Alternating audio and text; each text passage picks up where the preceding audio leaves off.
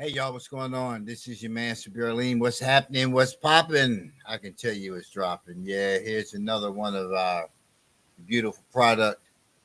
at the AleneForYou.com site on Shopify, and also on Alene for You LLC.etsy.com.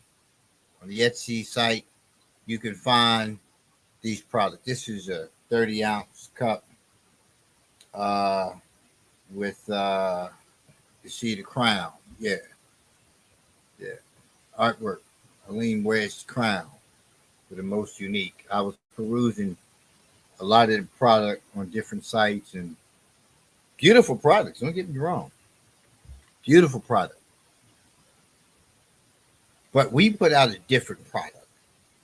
For instance, you may find a picture of a little black girl, little black boy on a cup, right, standing there holding hands. That's the extent of the cup.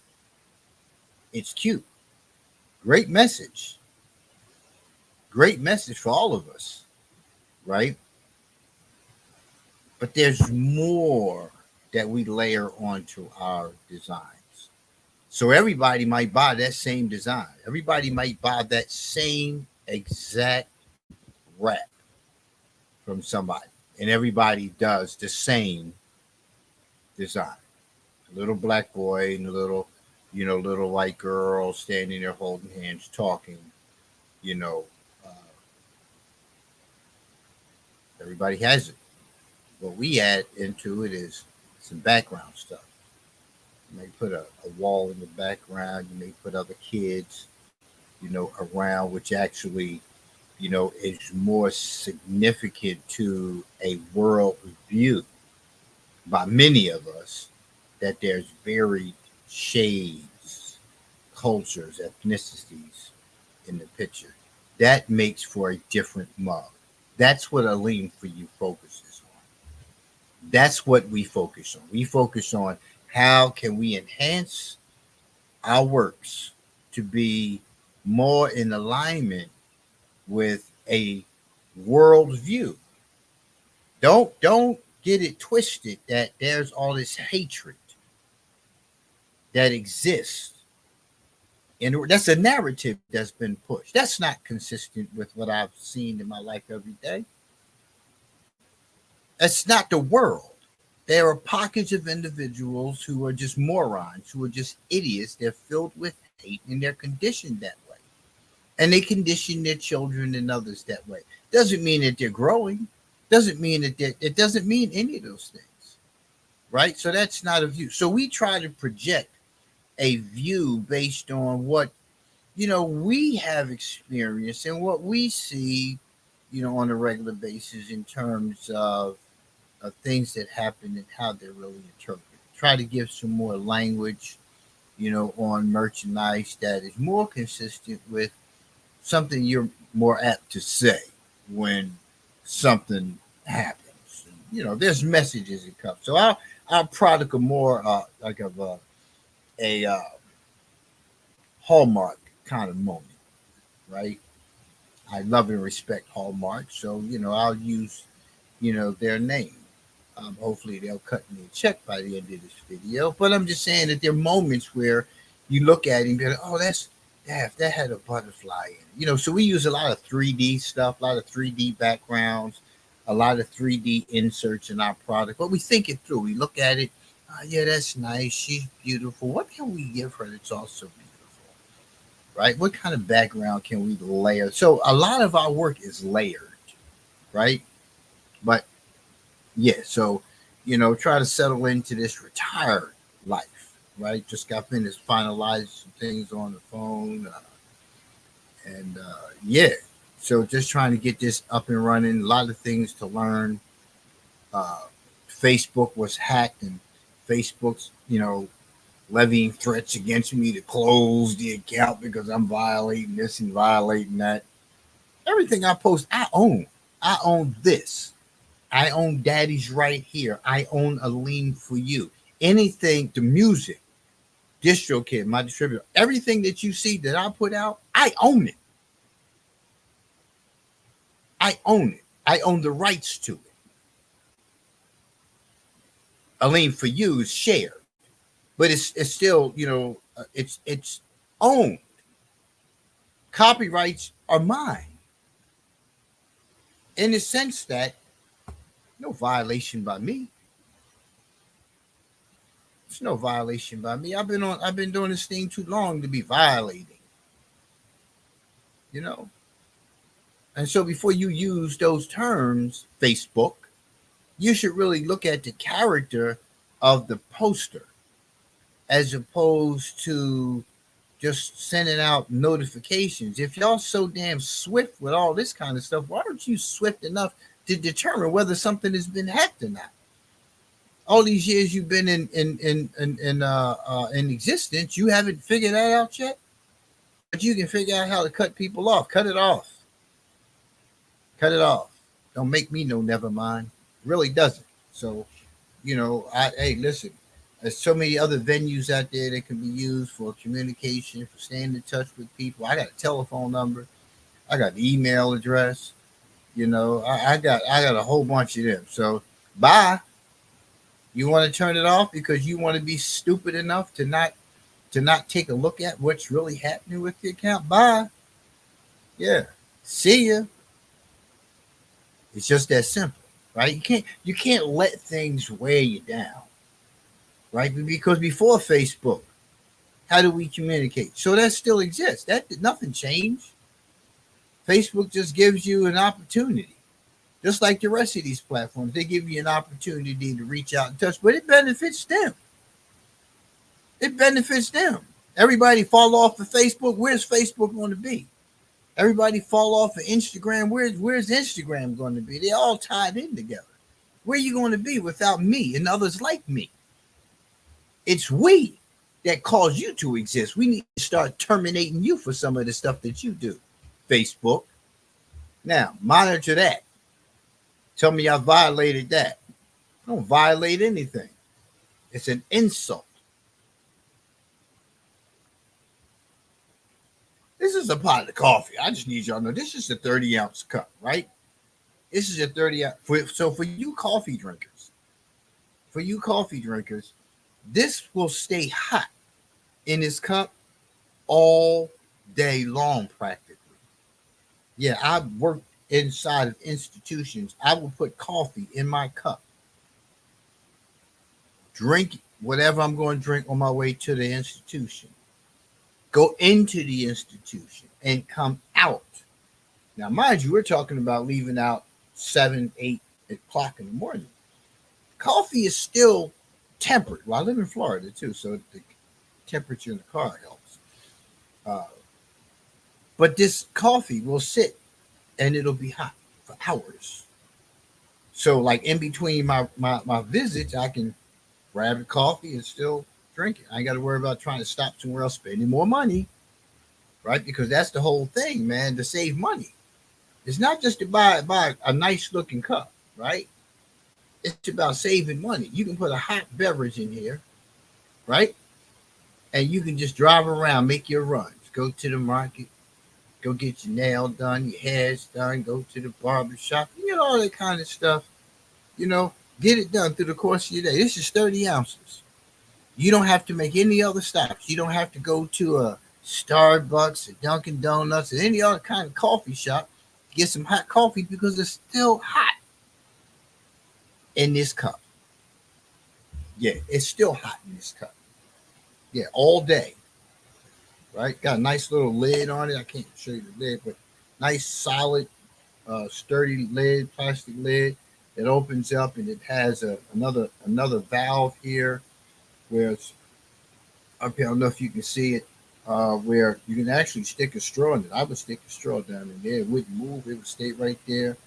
You can cap it to keep the air from escaping out. Like, when you're drinking coffee, sometimes you got to have a little airport for it to come through because it won't, but it's a wonderful cup, man, that we ordered. I forget who we ordered this product from, but we'll be going back to them to get some more of these to order. But yeah, it's about being economical, and everybody's not economical. Some people just want to spend money, man. You have this right with you. How much coffee do you drink in the course of a day? You go out and you buy 3, 4 cups of coffee a day, and depending on where you're going, right, you can wind up spending 20, $30 a day on coffee alone if you're a real coffee drinker, right? $20, $30 on coffee alone. And when I mean coffee, I'm also including the companies because it's hard to just go get a cup of coffee from some of these spots. You know, look at the other stuff on the menu. So easily, $20, $30, right? Real easy. You made a pot of coffee at home, right? You bought a brick of coffee, right? $6, $7. Made yourself a pot, right? Well, you probably got what? Probably about eight to 10 scoops of coffee, right? To make a pot. Look at how much you spent. You go out and you spend $20, $30, man, a day on coffee. You don't need to do that. Buy the mug, right? Fill it up, and it's with you all day. This is gonna last you forever. It's aluminum. You can dent it all up and keep on driving, just like your car. You know how some of y'all just dent the damn car up and just keep on driving. Well, just dent it up and keep on driving. It's still going to be in good shape. Throw it in the dishwasher, right? Won't lose its luster. None of that stuff. But anywho, yeah. So spending money, man, for some is like a real big deal. Like I got to go out and spend lots of money. Because when I go out and spend money, right, I feel good about myself. And a lot of times, what's happening is, uh, uh, when you're spending money like that, you're spending money to avoid something. I don't care what nobody says. I really don't. I don't care what you say. If you're spending money, just lavishly spending money all the time. I don't care if you're going to the dollar store every day. But if you're spending money all the time, it is satisfying something within you. You need to find out what it is that you're seeking to satisfy. Because you have it doesn't justify you spend it. I don't care what kind of money you have. If you have like no money, which is what many of us have, and then when you have a never-ending stream of money, you have all kind of credit access and stuff like that. It's like, what are you spending for? Really, I don't need any clothes. I don't. I don't need any. I don't need anything. I have enough clothes. I can probably change my clothes uh, every day for the next maybe 2 months. The next 2 months, I could wear something different every day. I might have more, maybe, yeah, about not a month and a half, 2 months, and change footwear. Right, so I don't need anything. I have plenty of jewelry. Um, there's nothing that I need that I have to spend money like that. I don't. Um, but there's people who feel the need to just spend, spend, spend, spend, spend, and that's usually uh, a band-aid on a bullet of a sort because you're not addressing the issue, right? Because there's a sense of responsibility that should be kicking in that you should be looking at when it's time to spend money. Like if you have money and okay, well, why do I got to keep mine? I can go on trips. I can take cruises. Uh, there's a lot of things that future-wise need to be planned for, like retirement. There's just so many things, but then everybody doesn't think like that. And what happens when you're in a relationship with someone who doesn't think that way? They don't look future. They look right now. And right now, this is what I have, and right now, this is what I'm going to spend. And they'll just spend and spend and spend until the account is at zero. And then they have that same cycle every pay period where they get paid, they pay this, they pay that, they pay in part, and then they wonder why they're still in debt and why the bill is so high because of their payment methods. Because they want to make sure they have enough money so they can spend during the course of the weeks. But then the account gets down to zero all the time. All these overdraft fees that they constantly incur. And you look at those things, you say, hey, well, if something happens today or tomorrow and we need money, what you're doing is not going to help. It's going to put us further back. And that's what happens with a lot of people. People get pushed further back because they haven't established what should be happening financially between the two. And it's we don't do enough in the area of having conversations, having real conversations, because we spend a lot of time tiptoeing around subject matter simply because we want to spare the other person. And oftentimes it shows up anyway, and you say to yourself, well, I should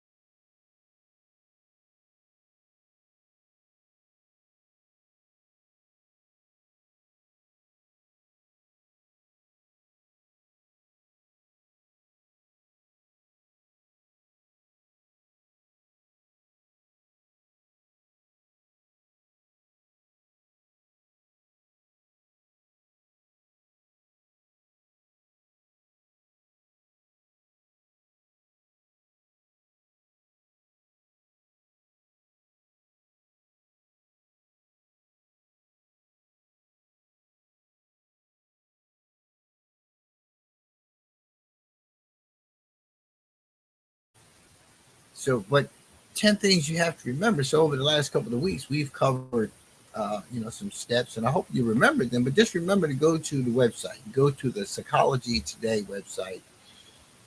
10 things to remember when your partner triggers you. I read Psychology Today often. I enjoy Psychology Today. A lot of good information, a lot of helpful information, and I think we made it down. Let's see. Well, okay, so we stopped at 4. Now we're gonna try to get through the rest of these today because we got to move on to other subject matter. But this has been a really good list. There's 10 things that we've had to cover, and it's a lot to remember.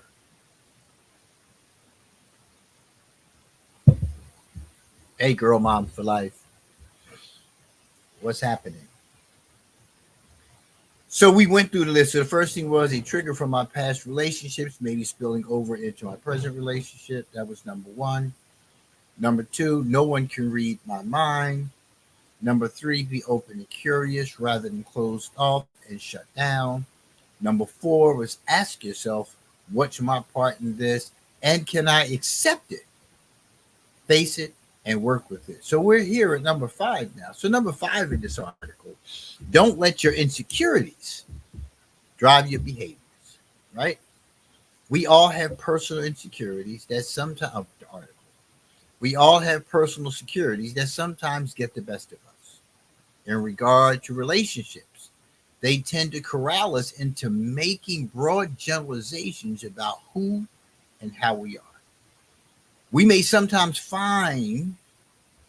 oh, you may sometimes find yourself thinking, I hope they don't really find out what I'm like, or they only like me because these thoughts can eventually result in a self fulfilling prophecy and off putting behaviors, right? So we were just talking about spending and how spending and overspending, right, are usually tied into an insecurity. So now we'll use the word here as an insecurity. What are you insecure about? What have you convinced people about yourself? What messages have you sent people about who you are, who you think you are? Who do they think you are? And who are you to them? Because that's what it comes down to. If I'm always spending, spending, spending, spending, what's being satisfied? What's being ignored? Because it says here, you may sometimes find yourself thinking, I hope they don't really find out what I'm like. Think about that for a minute. How do you really see yourself? Where did that image develop? Why do you see yourself like that, and that they wouldn't like you if they knew who you were and how you really are? How did you come to that conclusion? Because they're saying it right here. You may sometimes find yourself thinking. So again, everything begins with thoughts. How do you see yourself? Right? Do you think that if you buy people this and buy people that and get this for them and get that for them, or you're always buying, you're always chipping in, when somebody's having something, oh no, yeah, I'll get that too, to just be a part of? You just want to be a part of.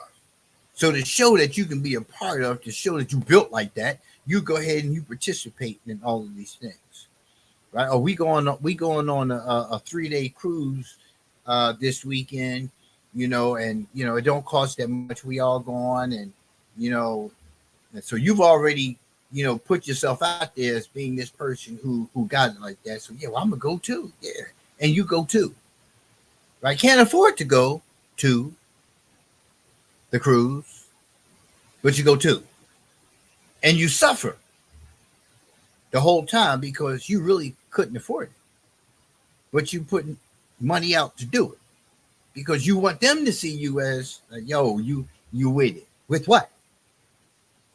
What are you with? What are you with? Who are you with? Because while you're trying to impress them and make them believe that you are somebody who you're not, right? You're putting harm upon other people. People who you're responsible to, people who you're responsible for.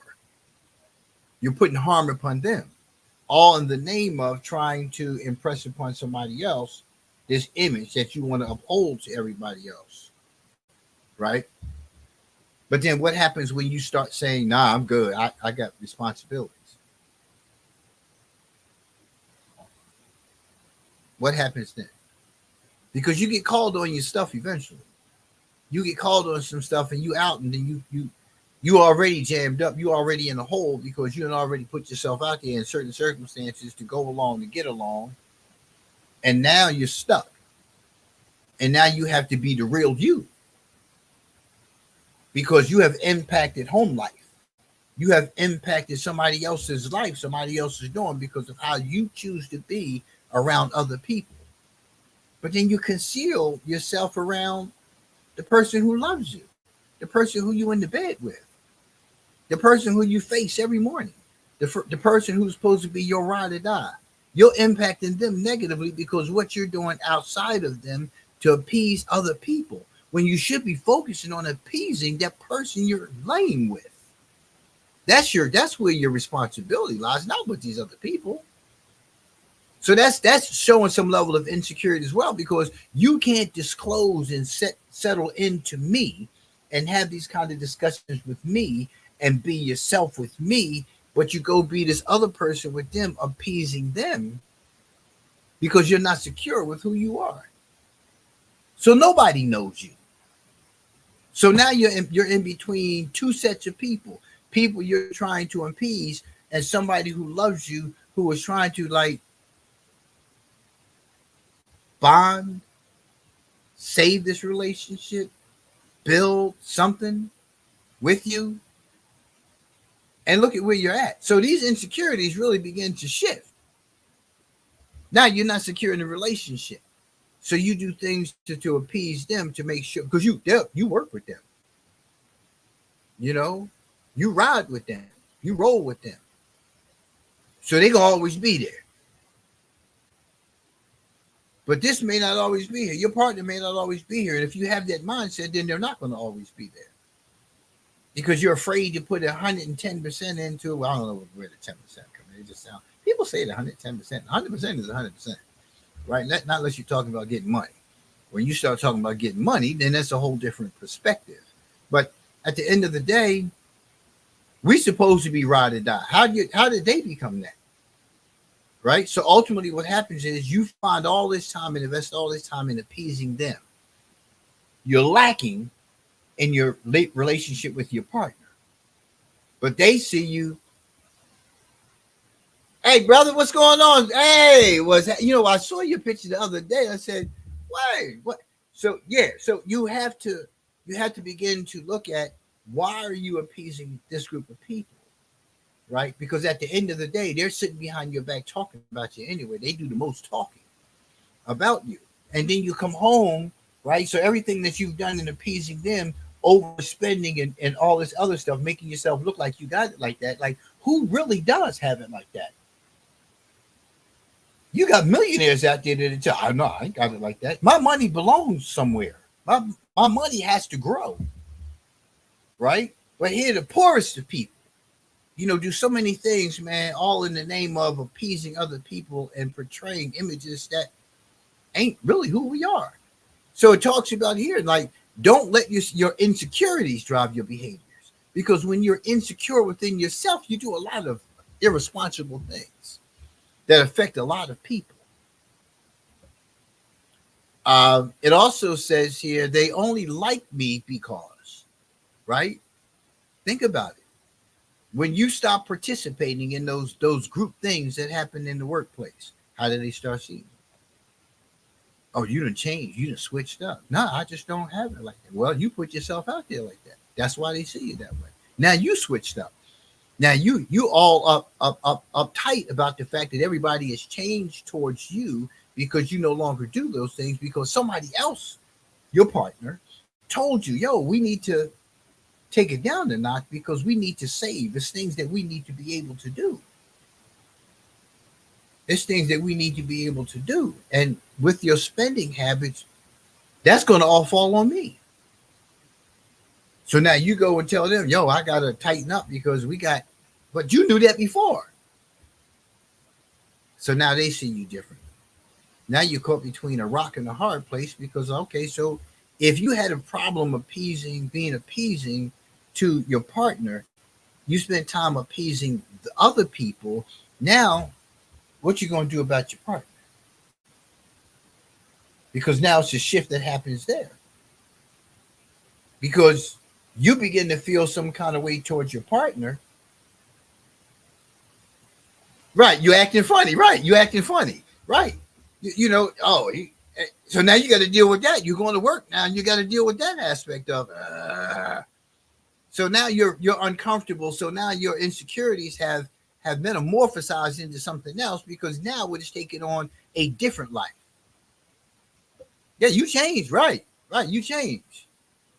So you really have to start looking at how you're doing things. Like if you have these personal insecurities, that you got to start working on it, right? You can only work on what presents itself. So when you find yourself, sitting amongst the co-workers or sitting at the family's house, the ones with the big spenders, and they talking about doing this or doing that, and they turn around, look at you and say, okay, well, what you got this to this? You sitting there like, oh, I ain't got nothing to this. What? Yeah, we trying to get a house. You got to make it plain to them because when you speak it into existence, listen, we're working on getting the house. We're working on getting the house. We're working on getting another car. We're working on getting a bigger car because we got a big family. We're working on going on vacation because we ain't been nowhere. We're working on getting, a boo-boo to college, right?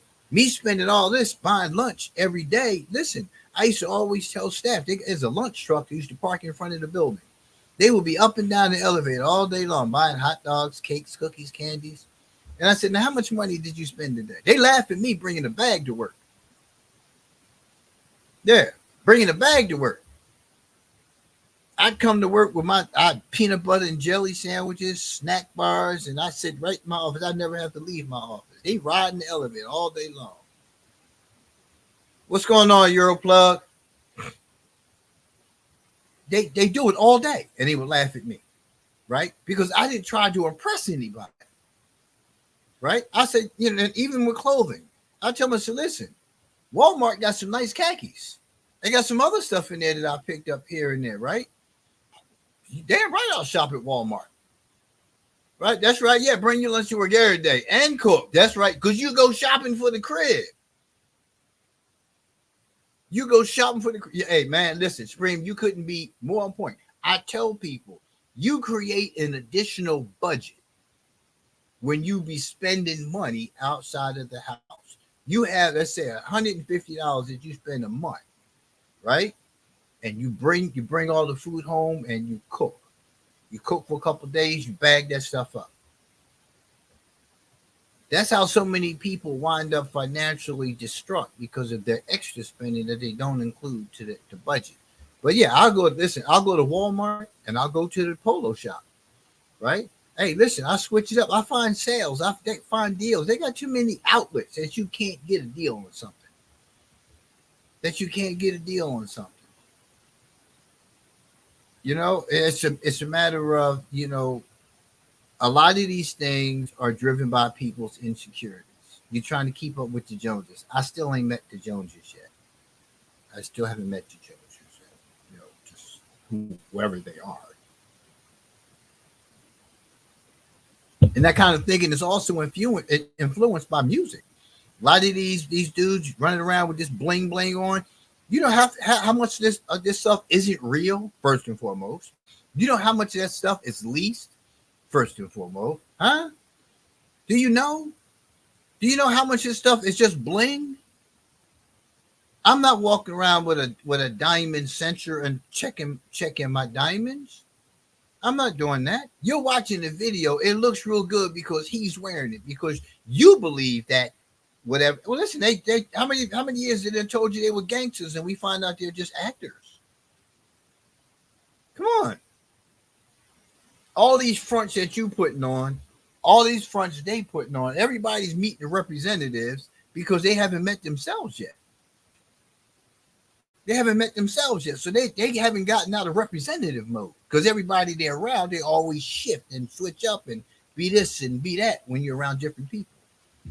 I'm the same way anytime, no matter where you see me. You can see me in the corporate office. You can see me out in the hood, in the park. I'm the same way.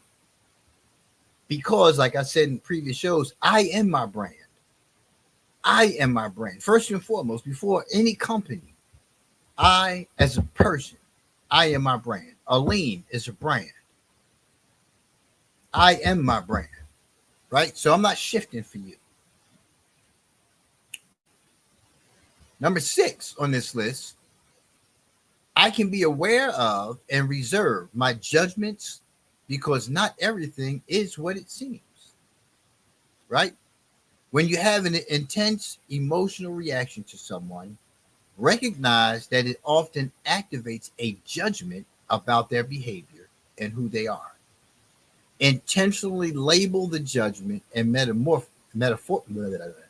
metaphorically put it on reserve. Recognize that not all is what it seems.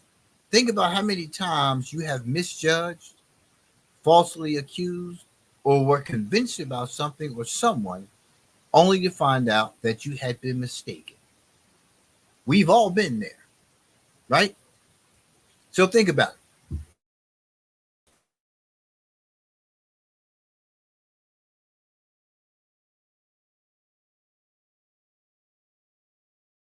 So 10 things, part of the responsibility is to remember. You have to remember these things. So that means that you have to know something about yourself and acknowledge, at least within yourself, that this is who you are, this is how you act. These are your biases. I've been a clinician for 30 years, and I always tell staff to recognize your biases. We all have them. We all have them.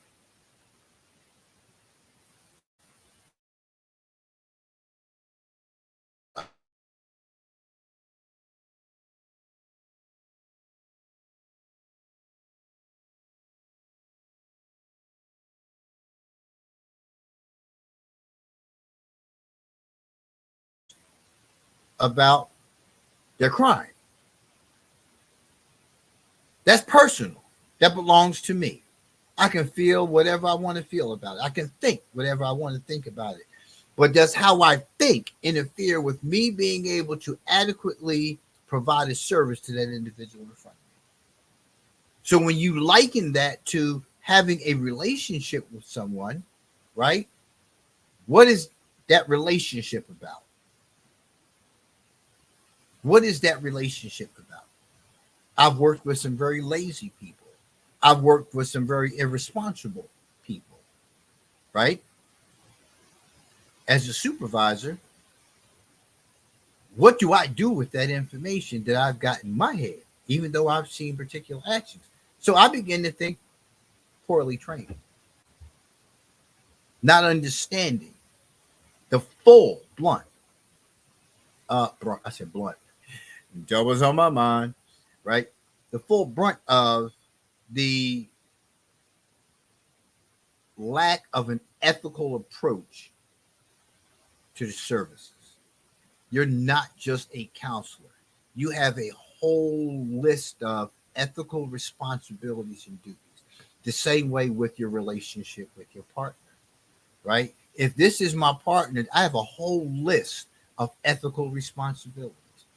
That means that I have to conduct myself in a particular way when they're around and when they're not around. And that way has to be consistent. If I'm this way with her and away from her, I'm different, that's a problem. Eventually, the two meet, the two behaviors. Eventually, they meet. Eventually, the line gets blurred because you tell so many lies over here and you have so many characteristics over here that you're sharing. And then you're over here and you're trying to be the good dude, right? And it gets blurred after a while. It depends on how the wind is blowing, because the more involved you get over here with being this person, the less involved you get over here with being the person that you should be, and you become that person over there. Now you're over here being the person from over there in hiding, and now it's all out the front street. So when you get to where we at 6, when you get to being aware of and reserve my judgments, because not everything is what it seems. Everything is not what it seems to be with you, and you should recognize that. So if you recognize that you are inconsistent in what it is that you do, why would you not think that the other person does the same thing? You think you're that unique? No, none of us unique. You find that out in life. You find that out in life. You find out that nothing you do, somebody else hasn't done. Somebody else hasn't experienced. We've all experienced death, right? In some capacity. Oh, but none of your people ever been shot. No, but I still lost that person. And I lost him in a violent manner. So I can relate. But see, what happens is when you look at judgments, that's like you will never see Supreme if you have an issue with Supreme. You will always see, here's Mr. Intellectual. I just use that because he's a really smart dude. But if you are insecure within yourself and you're having a conversation with him, right, you can feel really small when you're talking to intellectually people. But it has nothing to do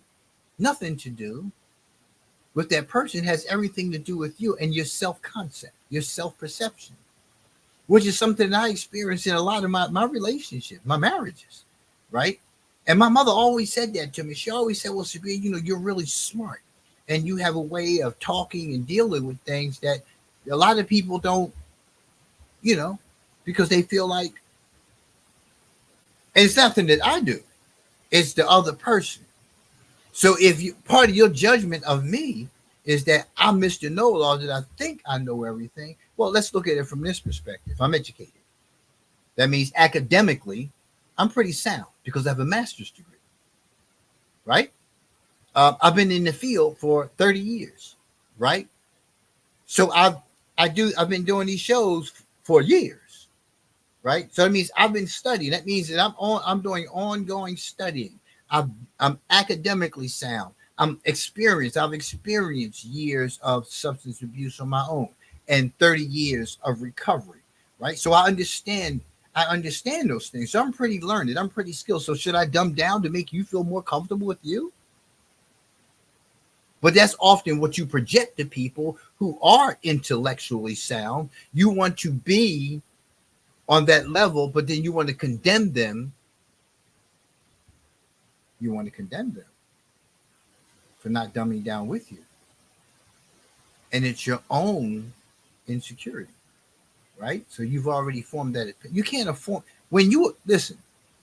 One of the successes that I find in relationships is I only want to speak to those things that interrupt what we should have, the peace, the serenity, right? The ability to talk about anything we need to talk about without judgment. You automatically think, okay, well, yeah, that don't make sense. I don't know why you would do something like that, but now I'm understanding why you did. Okay, now I'm understanding that. So my responsibility as the leader, as the imam, as the king of this home is to aid in improving or increasing the information necessary to be able to change the course of where this is going for you. Right? That's my responsibility. You did? Yeah, people don't understand that where the core of jealousy comes from. They don't even see it as jealousy. They once you get past blaming somebody else and labeling somebody else and coming to understand other people, because it says it here in the article. Think about how many times you have misjudged, falsely accused, or were convinced about something or someone only to find out that you had been mistaken. Right? If you don't know me personally, you have a whole lot of thoughts about who I am or who you think I am, who you want me to be. Right? A whole lot. Right? And I'm good with that. I'm not going to try to change your mind, but I do try to respect people. I do try to be empathetic when I'm having conversations with people. I try to be to the best of my ability. I'm not seeking to be harmful to anyone. Right? So I do want to be a welcoming person, but you just need to know that I'm welcoming, but I can make you feel unwelcome too. At the drop of a hat, blink of an eye. If I feel like in the moment, because I'm gonna think about it and I'm gonna look at you and I'm going to find a diplomatic approach to how I'm going to address this behavior, right? Because I do that quite well, and being in corporate environments, you have to learn how to speak to things and make people think about what it is they just said. Because I'm not scared of you. See, I'm not the dude who will just shut up because we're in the workplace and you gonna say what you want to say to me. It's not going to be. That's why they have human resources, right? That's why they have human resources. See, because you have some people who lead from the bottom. Y'all know what I'm talking about. Yeah, that little air valve that stinks up the room. Yeah, some people lead from there, right? And again, I've made a judgment about that person, right? Is that judgment incorrect? Not from my vantage point. Not from my vantage point. But then when I look around, because see, now you have to seek out information, right? Is this person acting this way because of who's above them? Who is above them? What is their actual conditioning about? Did they get hired at one position and moved up? So it's a lot of things you begin to think about. Now, this dude is an asshole for a reason. Now, was he born that way? Is it something about this environment, unbeknownst to me, that has changed him? That he's seen the need to change? So you have to start looking at things in a different perspective in order for you to change the course of the relationship. But it also changes the perception that others have of you. But you can't walk around and be judgmental, right? And just think about it. How many times have you been wrong? How many times have you been wrong? All these years you thought he was such and such. And now you have an opportunity to have a conversation with him. And it's a whole different conversation. It's a whole different vibe. It's a whole different vibe. See, when you represent something, right, you conduct yourself differently. I represent my parents. Right, wrong, or indifferent, I represent my parents. Yeah. I'm already a brand at birth. I'm already a brand at birth. So then you have some people say, "Oh yeah, well, we got the names of our former slave masters and all that. You represent your old slave master. Shut up.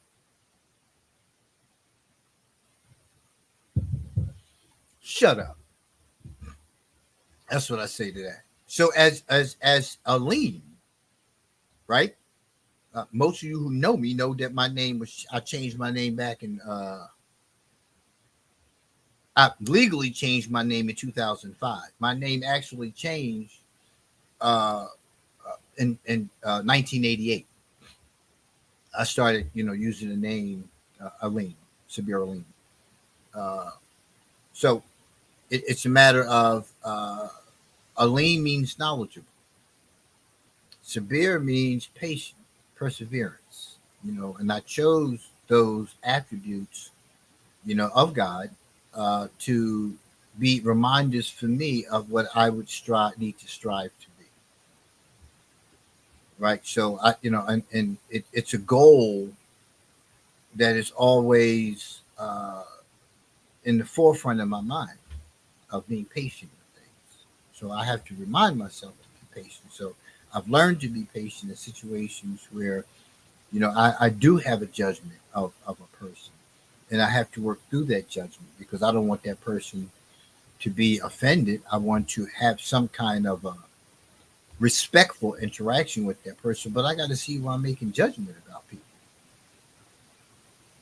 Where I'm making judgment about people, and we all do it. You have to form a judgment. Being judgmental about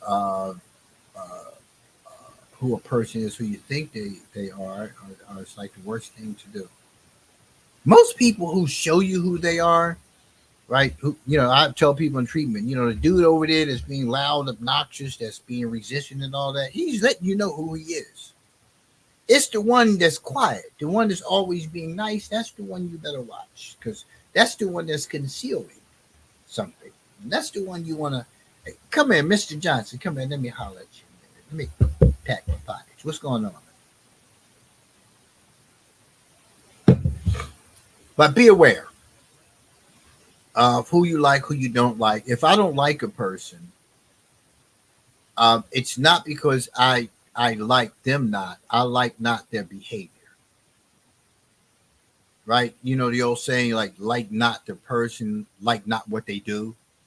So I try to live by that. And when I do that, it's a lot easier to deal with certain things. I'm going to shorten my interaction with you as much as I possibly can.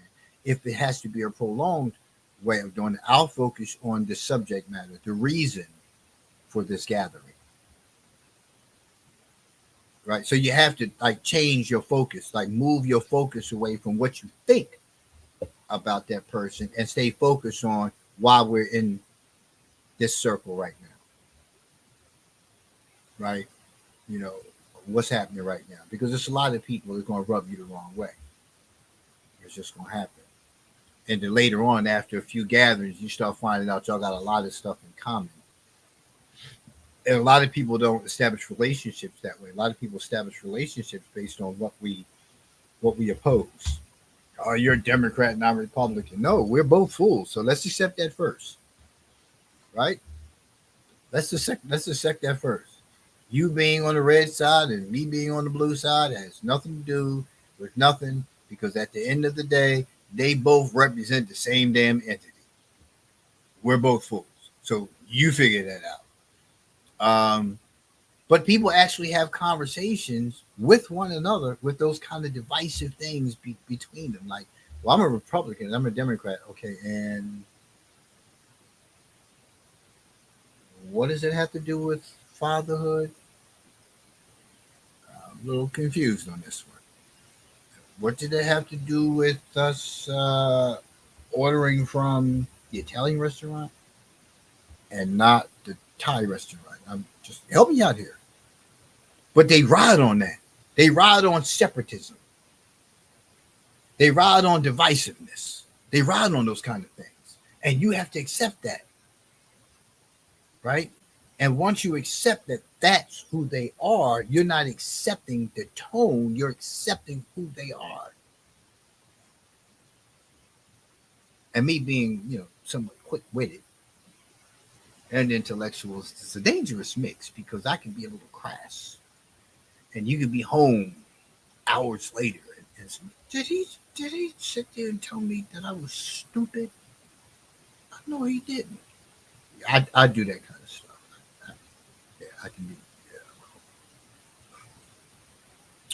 Yeah. Number 7, acting out behaviors are not a reflection of who you or others fundamentally are. And we just got really finished talking about all that. People can act badly and not be bad. We can often make broad stroke judgments and generalizations about our and others' behaviors rather than recognize that it's just a moment in time and part of, not all of, who you or they are. It's just that day. Today's just that day. There's days where I can be engrossed in a project, and I'm very short in my responses, or I'm non-responsive. I'm just like I'm in it. And if you're close to me and you know that, you let me be in it. Because when you don't let me be in it and I'm in it, you're gonna get short responses. You're gonna get your feelings hurt if you're thin skinned or if you're very sensitive. Because I'm trying to get something done. I don't, when I'm trying to get something done, I don't want nobody standing in my way, preventing me from getting it done. Especially if it's something trivial. Especially if you know that this is what I'm doing right now. See, in my household, everybody knows when and what I'm doing, right? Because I make it clear I'm working on a song. Oh yeah, I am working on another release. Hopefully by the end of this month it'll be out. It's actually a remix of a couple of songs. I'm not sure whether I'm going to do it as a single or it's going to be like a 12-inch extended version. I'll figure it out. But when people are in those spaces, when you're in that space, when you got some heavy stuff going on with you, you're just not there. And that's adult kind of stuff. That's grown folks kind of stuff. You need to let a person alone. Stop expecting somebody to change course from where they are in a particular place to appease you. That's just selfish. It's selfish. And if you don't see it as selfish, so what? I'm telling you, it's just a selfish behavior. When you know that somebody's engrossed in something, now is not the time for you to want to have one of your your sensitive pity parties and become clutchy, clingy, and everything, because that's what you need right now. Well, you need to have some patience for one, but you need to understand where that person is at. Period. And that's why, again, you need to see who you're with. This is what I do. I do a whole lot of different things, right? I'm always involved in some project somewhere. Yes, I was doing the kind of jiu-jitsu kind of stuff, some Tai Chi, right in the moment. Isn't it wonderful? Um, career people need to be with career people. I've often said that because what happens is it could be very difficult with a person who doesn't really do anything but 9 to 5 to be with a person who's involved in all these things. So it's a lot of work on that person's behalf because it's times when they want time. It's times when they want to do other things. So you have to make time. But it has to be understood that this is before you. I'm making it very clear. You have to understand that you come before your partner. Your happiness, your joy, your peace, all of those things are your responsibility to you. To you. If these things are part of that, they're first. Your partner's not guaranteed to be there. Whether y'all break up, whether they die, whatever the case is, they're not guaranteed to be there. Right? If they go on a vacation for a week, what are you going to do without them? If you ain't got nothing going on for yourself because you don't have it within you. You don't have it, solidified within yourself to do that. And that's what happens with a lot of people. That's why a lot of older couples, like when their partner goes, they're not far behind. They're not far behind, right? Because they're that's all it's been. So it always has to be other things, that you're constantly doing, that you're constantly involved in, right? So again, it ain't always what it seems. Number 8, assess if you're shoulding and going down the blaming, shaming, or condemning path, attaching to our absolutes of they should, ought to, or must, breeds demanding and controlling thoughts and behaviors. No one is expected to think, feel, and behave like you. Try to remain curious and flexible and understand yourself or others rather than demanding and enforcing sometimes unrealistically stringent expectations and rules. So this number 8, is in alignment again with the cognitive behavior treatment in terms of the must-itises, the should-itises, the you can't stand itises, right? Those things that we inflict upon ourselves, right? They're diseased thinking. It's called irrational thinking, right? That everybody must do this, that everybody must do that. That I don't understand how people double park in front of the parking space. What sense does that make? It's a parking space there. You double park in front of it. You claim it as your space, but it's an available space that I can park in because you're not parking in it, but you put your car in front of it, which means that you're not going to be long unless you're in South Philly, then it's the norm. But it's I don't understand that concept, right? It's a space there. Somebody can park there. My thinking is it's stupid that people must understand that it's other people who can park there. They must understand what do they call those things? They're not laws, but they're I forget. I can't think of it off the top of my head. But it just makes sense, dude. Why would you just sit there? So people must use turning signals when they're changing lanes. Well, that's the law, but people don't do it. They just ride. People driving in their cars, chilling, eating sandwiches, watching movies, and all kinds of stuff. Look at the half-ass. Look out the mirror, change lanes. Speed up, and instead of using a signal. Because what if I speed up at the same time and I run into the back of you? Well, I'm held liable by the courts. But you were irresponsible in making the change for me to be able to see what you were doing, right? We expect those kind of things. See, it's not accepted that they didn't use that signal, so you ran up in their back. And you put a signal on. But you're supposed to have an awareness. You're supposed to drive offensively and defensively, right? That's what you're supposed to do. So don't quote the book in court, because we're not talking about what the book says in regards to that person's behavior. We're quoting the book in regards to what you should have done, right? Were you exceeding the speed limit? They can look at the impact of the vehicle and see how fast you were going, right? Not exactly, but you were going fast enough ahead of the speed limit. And that's why there are speed limits. It's exactly why. It's exactly why there's a 30, 35 mile an hour speed limit down some streets, because people are coming out of stores. People are uh, are crossing the street. People are doing a lot of things. And if you're exceeding that speed limit, then it doesn't allow them ample time to get to safety. The crosswalk is like 100 yards up.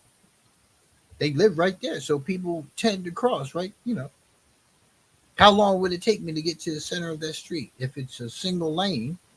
Right, how long would it take me to get across the street? Well, if you're driving 25, 30 miles an hour, I'm going to get across the street. It gives me a chance. But if you go down the street at 40 miles an hour, I'm not going to make it across that street. Somebody's going to get hurt. So no one is expected to think, feel, and behave like you. You could just stop there in this whole number 8. Just stop there. Right? I'm a person who's structured. I'm a person who, I'm not a neat freak. I'm not ADHD with it, but I need structure. I need for things to be where I put them. I need to put things in a particular place because I need to. I don't like running around trying to find stuff. That's like, it drives me nuts and it doesn't make sense to me.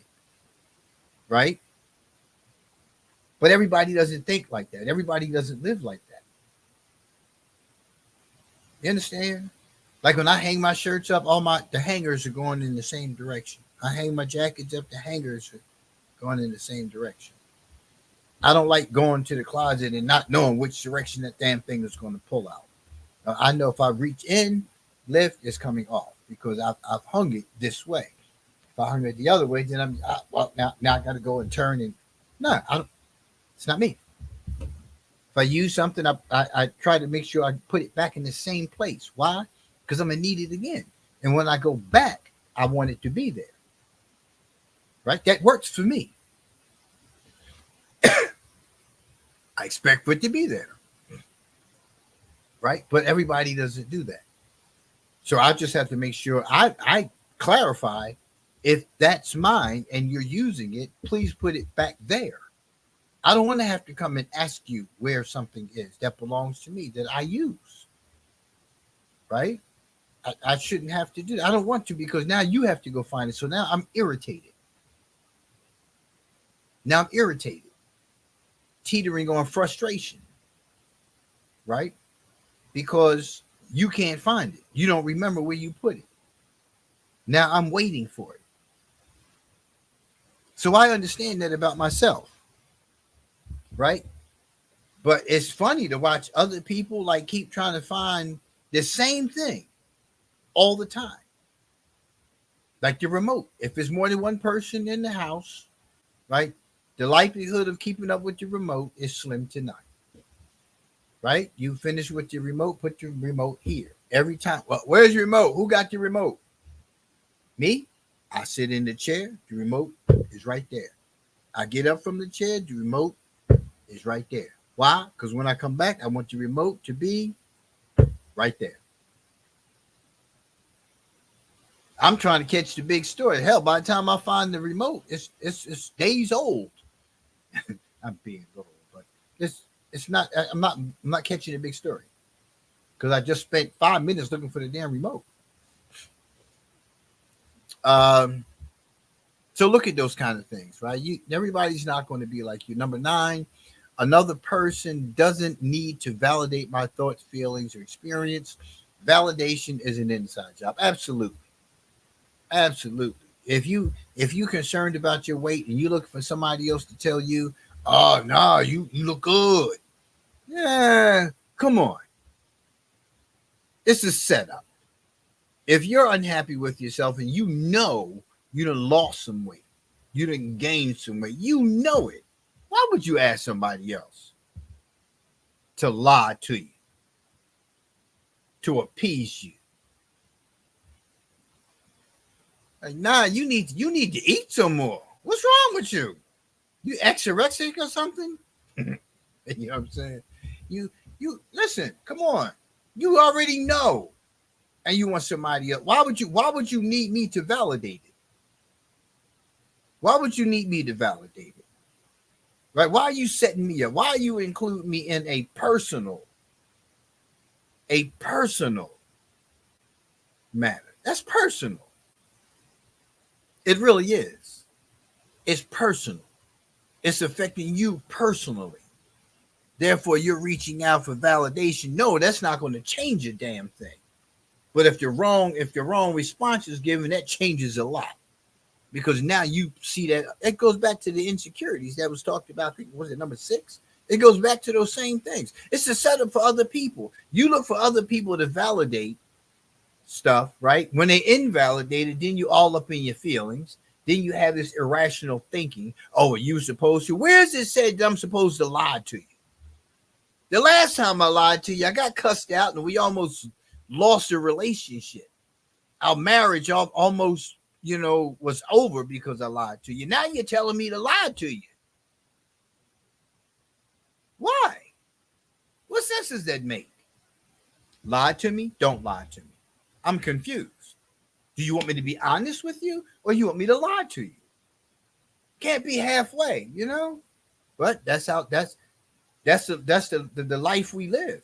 People want you to lie to them. People want you to validate their thinking. People, I don't need you to validate anything. I don't need you my thoughts and feelings. I don't need that. I need to validate it within myself. Don't mean I don't include you in the conversation about some things. But it says, I often hear individuals saying that unless the other person feels and expresses remorse or sorrow that they've been hurtful, then they won't feel fully vindicated and validated. But growth happens internally, not externally. Another person may not think and feel the way you do. Otherwise, why would they do what they did? Your validation comes from having insight into what was counter to your values and having self compassion for how that might have negatively impacted you. Self validation can be: I feel sad that I was mistreated, and my values dictate that everyone deserves to be treated with respect, including me. Plain and simple. You have it's an inside job. It's an inside job because when you look to somebody else to validate you and they don't, now we go into the blame thing, and we just talked about the blaming up here. And number 8, assess if you're shooting and going down the blaming, shaming, or condemning path. Yeah. So these steps aren't these 10 things to remember when your partner triggers you are not difficult because they work hand in hand. It's almost like you think of the first step, you're thinking of the 8th step, unless you're just not thinking because it's right there in front of you. Another person doesn't need to validate my thoughts, feelings, and experience. It usually has something to do with my insecurities. It usually has something to do with my mustitis, my shoulditis, my can't stand itises. It usually has something to do with all of that. It usually does. Number 10, finally, try focusing on the values underlying behavior. When you or someone you're interacting with has a strong reaction, try to think about or extrapolate what value is intrinsically important and motivating your or their behavior. Some values that may be pushed up against are connection, trust, responsibility, thoughtfulness, etc. When you gain this understanding, you can segue from the content to a deeper and more meaningful conversation about what's truly important. This reminds me of a book that we were required to read while in the master's program at Lincoln University, HBCU. It's called Sentient Psychology, right? Sentient psychology. A lot of times people don't dig deep. It's easy to live a superficial life, and when you have that kind of value of life where everything is superficial, you're always wanting for something deeper, but you're incapable of handling deep. A lot of you are just incapable of handling deep because you're so fraudulent within yourself, right? Because you're so busy appeasing everything around you instead of taking care of you. And then when you get a real person, right, you have an issue with that because they're not being superficial. They've dug in. They're coming from another place. Yeah. It's just like geographic location. If you come from Minnesota and you come down to Florida, you're in a different place. You're in a whole different place. So it's the same way, within yourself, right? When you can come from uh, an interaction with the person who uh, is like really dug into understanding self, and you haven't even scratched the surface, and you can come away from that interaction feeling so uplifted because of their approach, not understanding and realizing that you too can have that approach if you will stop being fake. And I'm not using fake in the harsh sense of being fake. I'm saying you're not being true to yourself. It's either true or it's false. There's no in between, right? You can't be almost pregnant, right? So either it's true or it's false. So if you're not being true in your interaction with other people, then you're being false. If that helps, for the sensitive people, I ain't fake. Are you real? If you're being real, let's be real, right? This whole attitude that you're projecting, right? This whole attitude you're projecting, what's that? What's that about? What is it about? Oh, you're right. You're right. I don't want to be right. I want you to see. This is about self-discovery. It's not about me telling you what your problem is. It's about me telling you what the problem can be. Telling you what the problem can be. Um, what values are you really living? You living by? A lot of people don't even. A lot of people walk around with a mixed pot of values, and they pull this pot out depending on the circumstance, and because you vacillate, back and forth within yourself about what you don't know what to use. You don't know what to use now. Like we take you from the project. I'm born and raised in the project, so don't think for a minute I'm down in the project. I grew up in the project, Wilson Park Project, South Philadelphia, born and bred. Yeah. Okay. So it's like you come from the project and you go to a corporate office, right? So the values that you have, right, that you think are values, but their behaviors, their mindsets, their thinking, their errors in thinking. You take them from the project to the corporate office, and you begin to project all of this stuff from the project into the corporate environment, and you're wondering why are they looking at you like that and whatnot. Well, what is the value in that behavior? What is the value in how you're conducting yourself? What is the value? Like my mother was real strong on when you're sitting at the table, first and foremost, you chew with your mouth closed. All this wasn't happening, right? Wasn't no you up on the table and one none of that stuff, right? Uh, how we speak. There was no ain't. There was no such thing as ain't. Ain't. That what is ain't? Then ain't wound up in the dictionary. You, ain't. So what? So isn't is not. What is ain't?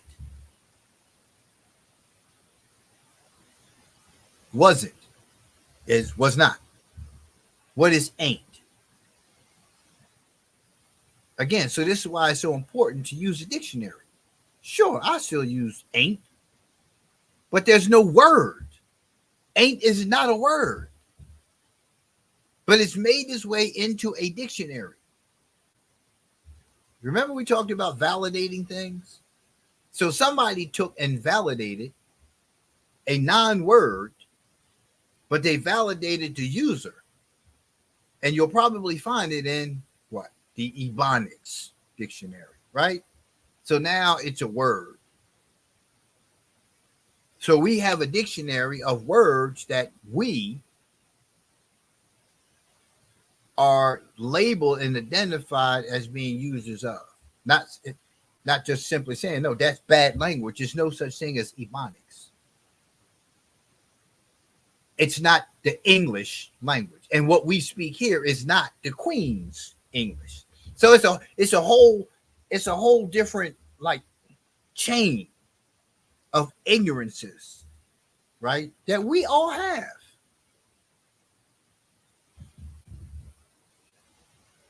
What are the values of this behavior?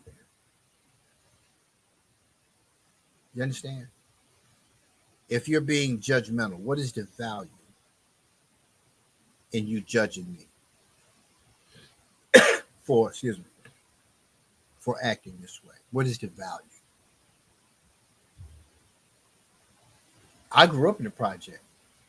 I talk about, you know, making a comparison between like when you come from the jets and you go to the corporate, like, well, you above that. Now, no, that's what your thinking is. Why would you think that? Why would you think that? Because I don't act hood? Oh, I know how to act hood. That ain't went nowhere. But it's called maturity. It's called maturity. It's called understanding what's socially acceptable. It's not socially acceptable for me to roll up in the corporate office and, leer back in the chair during the meeting. That's not appropriate, right? This is business. It's business. But you sit back in the chair, wee, during the Tom Joyner, wee, in your chair, during the corporate meet. That's not acceptable, right? It's not acceptable. It's just not appropriate during a business meeting that you're sitting back doing the Tom Joyner, wee, in a chair. It's just not, right? It's not acceptable. Ain't got nothing to do with forgetting where you came from. It's about remembering where the hell you are, right? So when you see yourself acting out, ask yourself, what is the value that underlies what you're doing? Some values that may be pushed up against are connection, trust, responsibility, thoughtfulness, etc. When you gain this understanding, right, you can segue from the content to a deeper and more meaningful conversation about what's truly important. About what's truly important. The interaction that we're having. If you felt like or you feel like you don't like me, don't be around me.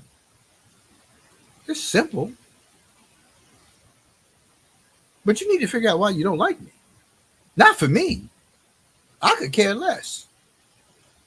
But for you. What are you doing? Excuse me. What are you doing with that energy? Why are you carrying that kind of energy about another person? Why? Why are you carrying that kind of energy about me? Because this article is about 10 things you need to remember when your partner triggers you. So although we've had conversation about many others, right? This is really specific to a partner. Why do you feel the need to talk to me like that? I'm your husband. You're my wife. Why? Maybe you shouldn't be in this relationship. If you think that you can, first of all, the idea that you think that you can talk to me about in this way and go unchecked about it, right? Says speaks volumes in itself.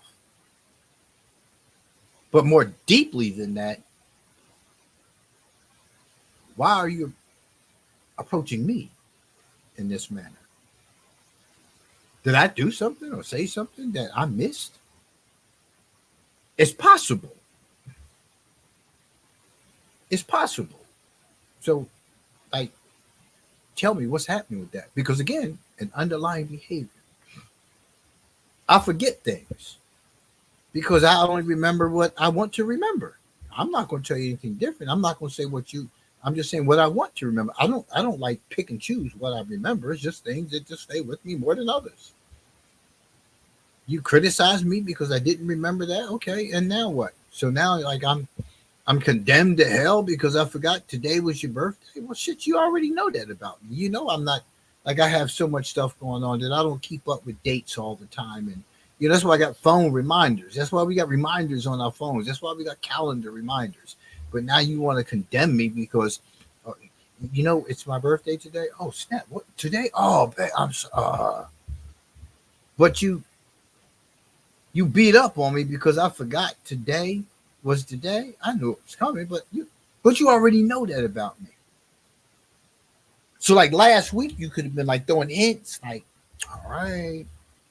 See, that's how you can avoid that kind of conflict, right? That's your responsibility. The other person, that if you know that about your partner, why wouldn't you just be throwing things? Why would you wait till the day of or the day after your birthday and then say, well, you missed my birthday? Why would you allow me to do it? As opposed to judging me and saying, well, why don't you just remember? Because I don't. And if you're willing to lose this relationship simply because of my remembrance of everything, I remember God. So that means how I treat you is always fair. It's always respectful. It's always with consideration. That's enough for me. That's enough for me. That's my go-to source when things go left with us. So you should appreciate my remembrance of God. And if you don't have that kind of appreciation, then maybe you should go. Maybe you shouldn't have been here in the beginning if you got to feel that kind of way because I forgot or didn't realize that the day had come upon us that we celebrate your birthday, that you celebrate your birthday. So you got to look at things. See, that's the value for me. You're acting this way because I forgot something, and you think and you get that angry. Why? My children send me text messages. Layla's birthday is next week. Anaya is like coming, and they send me messages. They know that. They don't have to do that. They know that. They know I don't remember things. They know I got a whole lot of things always going on in my life, and that I'm not always, with those things because I'm always moving. I'm not sitting still.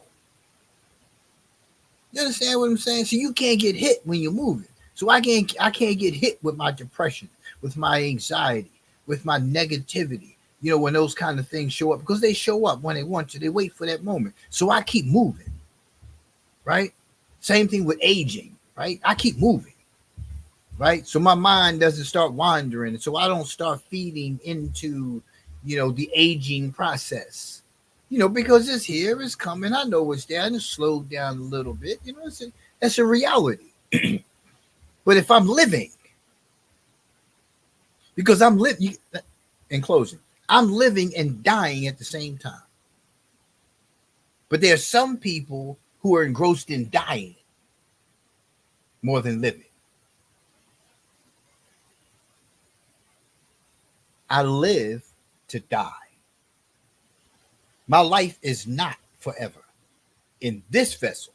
I don't know what happens to my spirit afterwards, and maybe wind up in a butterfly some damn way. I don't know. But I live to die. But I have to live first. Because dying is inevitable.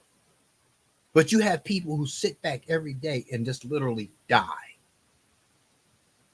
Make no contribution to the world. Supreme, it was good seeing you today, brother, man. I saw your picture the other day. It's been so long since I've seen you, man. You look good, man. You still fly. Yep. I can see you, but I can see you with the bow tie.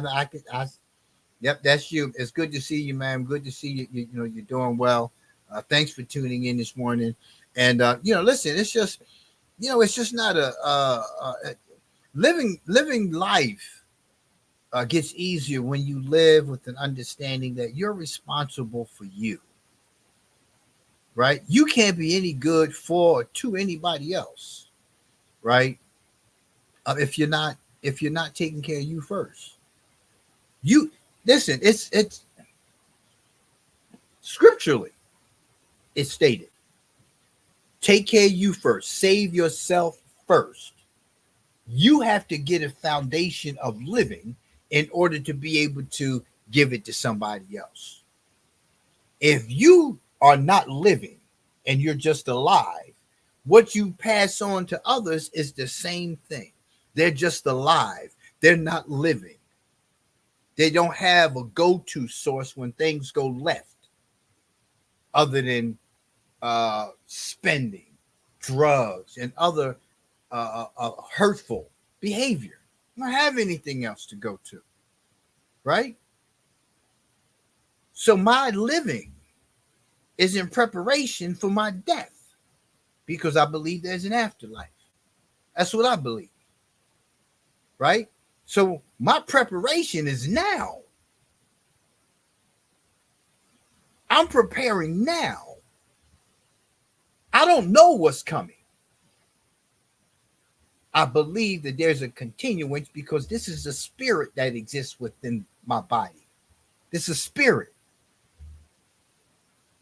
It's a spiritual existence. And the more in alignment I am with a spiritual perspective on my life, the better life is. Man is going to always fail you. That's woe man included. But you can't fail if you have a spiritual foundation of living, because that means that you're connected to the ant, the waves in the water, the rays of the sun. You're connected to all of that. None of those things treat you as the next person. None of those things. None of those, none, listen, all of those things around us provide something to us, and we provide something to it. Without it's no option. You breathe, you're making a contribution to life on earth. You by yourself, that continues. When you have someone in your life, right? It's a choice. It's a choice. So you can choose to remain in it or you can choose to get out of it. You can't make a dip. You can take your life if you choose to, but you are never out of this. You're never out of the world. You're never out of bees, butterflies, trees, rain, water. You're never out of that. You're always in it. You're always in it. God gave us in addition another person. So something was happening with Adam in the place that he was. For however long he was there alone, God saw fit to give him a partner.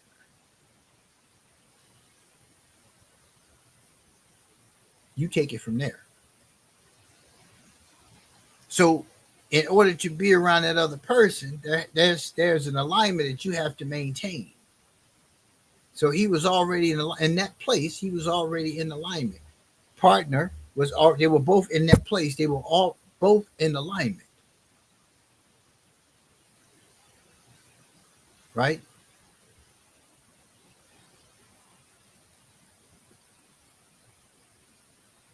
The whispers took them to a place which took them off of alignment, took them out of alignment. Mankind is out of alignment. As an individual, you need to put yourself in alignment with what that place represents.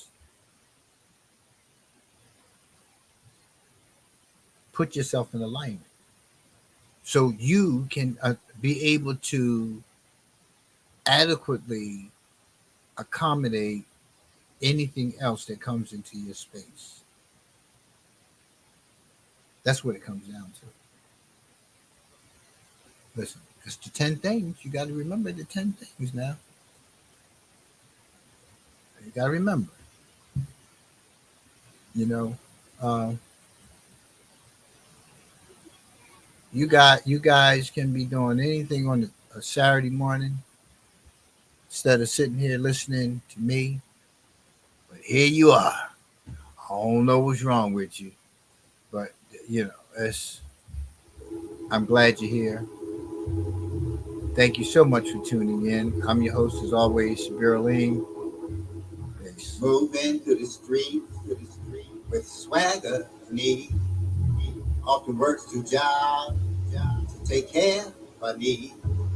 Taking it all in stride. Daddy seldom complained. His emotions so high. All his aches and pains stays up in his head about what must be done. Taking no time off. Daddy stays on the run. He's my dad and I love him. With him I have no fear. Still hot. Because anytime I need him, I know Daddy's right here. Daddy's right here. Get yours. Daddy seldom gets credit. We don't see all that he does. AleanForYou.com or AleanForYou.LLC.Etsy.com. Get your products now. Yeah. Facing his responsibility, making it do what it do. Physically, and emotion is available. Yeah, Daddy's coming through. He's my dad and I love him. With him I have no. Hey, make sure y'all look for my soon to be released single. Yeah, it's a remix. It's a remix.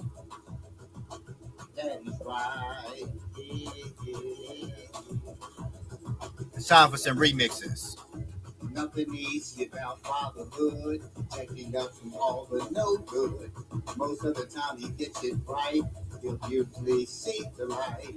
He'll take his problems to God. Sometimes we'll pray together.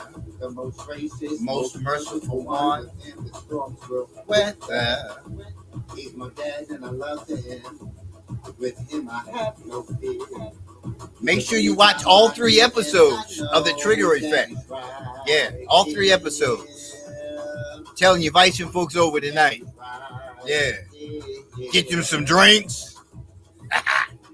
The truth gonna come out. Watch the truth come out. Watch the truth come out. Woo! Somebody gonna leave by themselves tonight.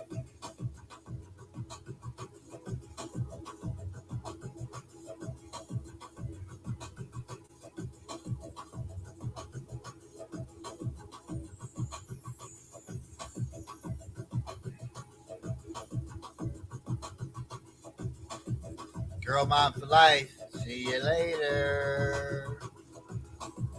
See you later. See you later. Spring. Take care, man.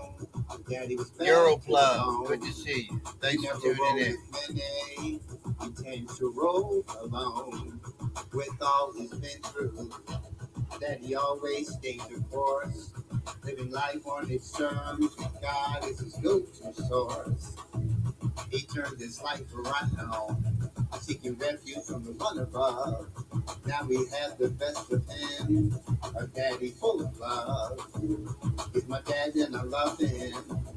With him I have no fear, because anytime I need him, I know. Remember, Father's Day is every day. Every day. So happy Father's Day to all the fathers. Right? Every day is Father's Day. Daddy's right here. Daddy's right here.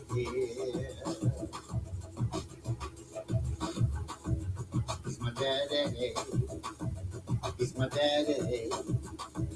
He's my daddy. Daddy's right here. Daddy's right here.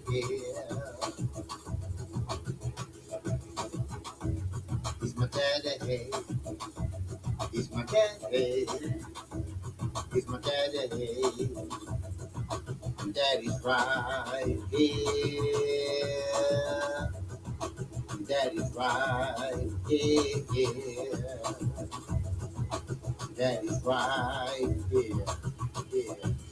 Again, thank y'all so much for tuning in to Daddy's Right Here Live. Hey, man, listen, we're going to keep this thing going.